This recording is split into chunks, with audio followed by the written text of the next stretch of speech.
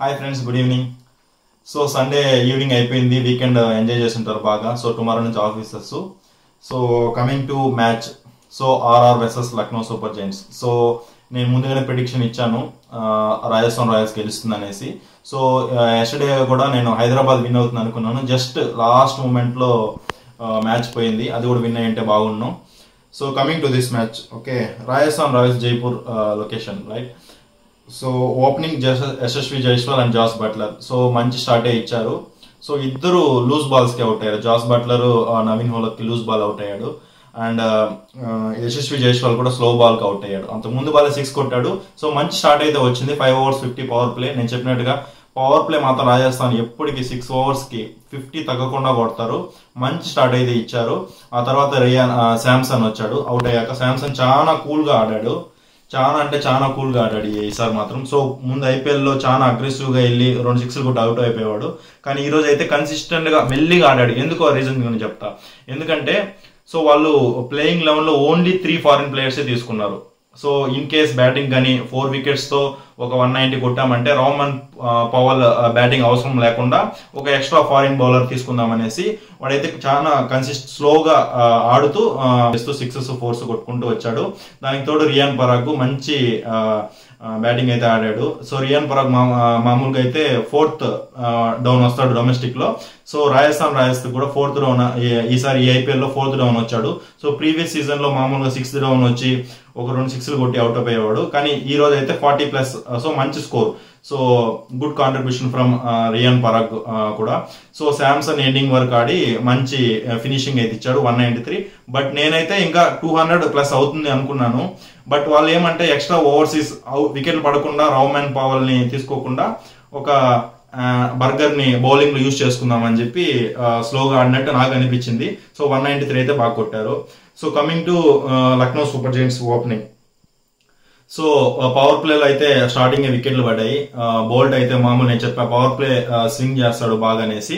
Swing ఏం కాలేదు, but వాళ్ళే అవుట్ అయ్యారు. 2 wickets ఈజీగా తీశాడు పవర్ ప్లేలో బోల్ట్ అయితే.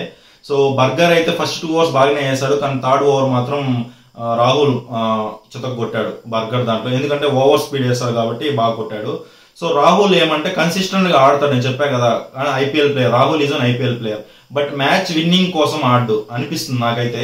ఎందుకంటే 130 స్ట్రైక్ రేట్ 200 చేస్ చేయాలి. క్యాప్టెన్ ఇట్స్ ఓకే, బట్ కొంచెం అగ్రెసివ్ గా ఆడుంటే బాగుందని నాకు అనిపించింది. ఎందుకంటే చాహల్ 2 overs ఫస్ట్ 2 overs ఏం కొట్టలేదు, 14 runs కొట్టారు. సో హిట్టింగ్ అంతా పూరన్కే స్ట్రైకింగ్ ఇస్తున్నాడు, కానీ రాహుల్ అయితే కొట్టలేదు. అట్ లాస్ట్ 5 overs కి 50 అయితే ఈజీగా చేసే స్కోరే.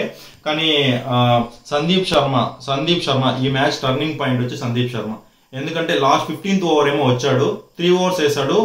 అసలు ఓవర్ కి 6 runs 7 runs first 2 overs. Last over అయితే 2 బౌండరీలే కొట్టించాడు. 18 balls లో ఒక 2 boundaries మాత్రమే సందీప్ శర్మ దాంట్లో హిట్ చేయగలిగారు. సూపర్ బౌన్సర్లు అయితే Pooran pacer, slow bouncers and కొన్ని యార్కర్స్. సో ఈ మ్యాచ్ గెలవడానికి కారణం నేనైతే సందీప్ శర్మ అని నేను చెప్తా. Sandeep Sharma and Sanju Samson. And Ashwin 18th over అయితే బాగా వేశాడు.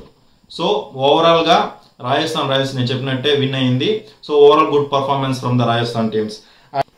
సో ఎల్ఎస్జి సైడ్ బౌలింగ్ అయితే సో ఓన్లీ కృణాల్ పాండ్యా మాత్రమే 4 overs 19 ఇచ్చాడు వితౌట్ వికెట్. మిగతా అందరూ 35+ కొట్టించుకున్నారు. సో కృణాల్ పాండ్యా కూడా ఎందుకు కొట్టలేదంటే కృణాల్ పాండ్యా రాకముందే యశస్వి జైస్వాల్ అవుట్ అయిపోయాడు, left hander. So Yashasvi Jaiswal కన్నా ఉంటే కృణాల్ పాండ్యాకి ఆల్మోస్ట్ 35+ 40 పోయి ఉంటుంది. ఎందుకంటే లెఫ్ట్ హ్యాండ్ మామూలు హిట్టింగ్ చేయడు Yashasvi Jaiswal left hand spinner లో. సో కృణాల్ పాండ్యా అయితే 4 overs 19 రైట్ హ్యాండర్స్ వేశారు కాబట్టి మంచి బౌలింగ్ అయితే వేశాడు కృణాల్ పాండ్యా. అంటే రాజస్థాన్ రాయల్స్ విన్ అయింది. So please like, share and subscribe and comment చేయండి. మీకు ఇష్టమైన టీమ్ ని కమెంట్ చేయండి. So Mumbai Indians Gujarat Titans match prediction నేను ఇవ్వలేకపోయాను. సో నేనైతే ముంబై ఇండియన్స్ గెలుస్తుందని నేను అనుకుంటాను. ఎందుకంటే Hardik Pandya captain take over తీసుకున్నాడు గుజరాత్ టైటన్స్ నుంచి. అండ్ గుజరాత్ టైటన్స్ కి శుభ్మాన్ గిల్ కెప్టెన్ గా ఇంతవరకు ఎక్స్పీరియన్స్ లేదు. అండ్ ముంబై ఇండియన్స్ గెలుస్తుందని నేను అనుకుంటున్నాను. ఎందుకంటే Mumbai Indians Indian batters strong గా ఉన్నారు, మన ఇండియన్ ప్లేయర్స్ ఎక్కువ మంది ఉన్నారు. సో ముంబై ఇండియన్స్ సిఎస్కే కి గెలిచేదానికి కారణం ఏమంటే మన ఇండియన్ స్ట్రాంగ్ కోర్ ప్లేయర్స్ ఉన్నారు కాబట్టి. సో నేనైతే బ్యాటింగ్ ముంబై ఇండియన్స్ స్ట్రాంగ్ గా ఉంది, but bowling wise Mumbai Indians వీకే. సో లాస్ట్ 3-4 సీజన్స్ అయితే బౌలింగ్ చాలా వీక్ గా ఉంది. Gujarat Titans so overall average గా ఉంది, బౌలింగ్ బాగుంది, బ్యాటింగ్ బాగుంది. బట్ ఎలా ఆడతారు captaincy depends. First match Gill ఎలా చేస్తారు అనేది కొంచెం సందేహంగా ఉంది. బట్ హార్దిక్ పాండ్యా అయితే 2 సార్లు ఐపీఎల్ ఫైనల్ కి కెప్టెన్ గా తీసుకొచ్చాడు కాబట్టి నేనైతే ముంబై ఇండియన్స్ గెలుస్తుందని నేను అనుకుంటున్నాను. But we never know. So Ahmedabad లో మ్యాచ్ కాబట్టి మోడీ కూడా ఏమైనా చేయొచ్చు. సో నేనైతే ముంబై ఇండియన్స్ కి మ్యాచ్ గెలుస్తుందని అనుకుంటున్నాను. It's okay.